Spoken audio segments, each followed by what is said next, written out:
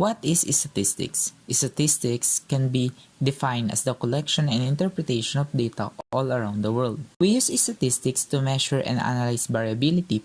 People have different heights, weights, hair color, food preferences, and so on.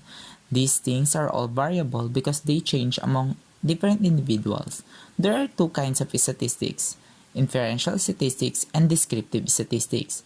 Inferential statistics deals with taking a sample and analyzing that sample to make judgments or claims about a population.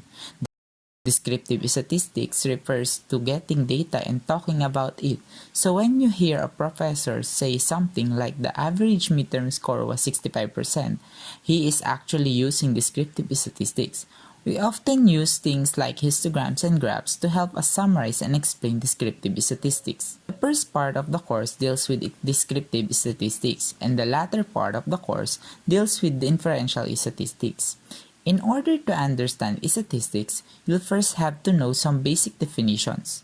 A population refers to the total amount of things. I say things because a population can refer to almost anything. This can refer to the total amount of people, cats, vehicles, houses, and so on.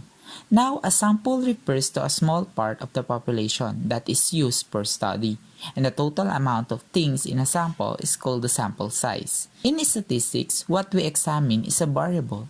It is what we are studying, and it can be measurable, countable, and categorized. When we talk about how people can have different heights, weights, and hair color, these are all variables. The variables represent a characteristic of what we are trying to study, and they can vary among different individuals. When we measure a variable, our data can come in two different forms, such as categorical and quantitative data. Quantitative data refers to data that is measured in numbers. It deals with numbers that make sense to perform arithmetic calculations, like calculating an average. Quantitative data comes from quantitative variables. Examples are height, weight, and midterm score. On the other hand, categorical data refers to values that place things into different groups or categories. Categorical data comes from categorical variables. Examples are hair color, type of cat, and letter grade. There are actually two types of categorical variable. There is categorical and ordinal, and categorical and nominal. Something is said to be categorical and ordinal if there is a logical ordering to the values of a categorical variable. A good example of this would be letter grade. We can logically order the values of this categorical variable from high to low or from low to high.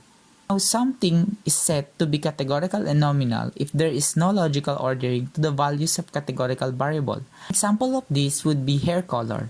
Depending on our sample, we could have people with red, hair blonde, hair brown hair, or even blue hair. Although we can arrange these values in alphabetical order, there is no logical ordering with respect to the actual values itself. There are also two types of quantitative variables. There is discrete and continuous. Discrete variables refers to variables that can be only measured in certain numbers. An example of this is the number of pets you own. You can own 0 pets, 1 pet, pets, or even 30 pets, but it is impossible for us to own 2.7 pets. In contrast, continuous variables refers to variables that can take on any numerical value. An example of this would be weight.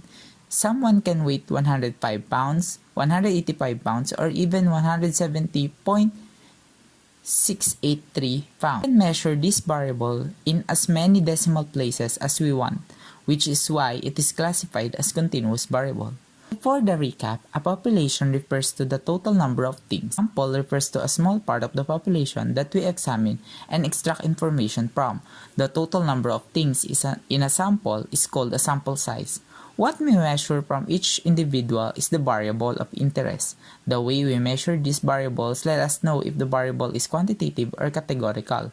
For example, if our variable of interest was midterm scores, we would have quantitative data. If we measure each individual's per score, ever, instead of measuring individuals' tests, decide to place people into categories based on letter grade, then we would be working with categorical data.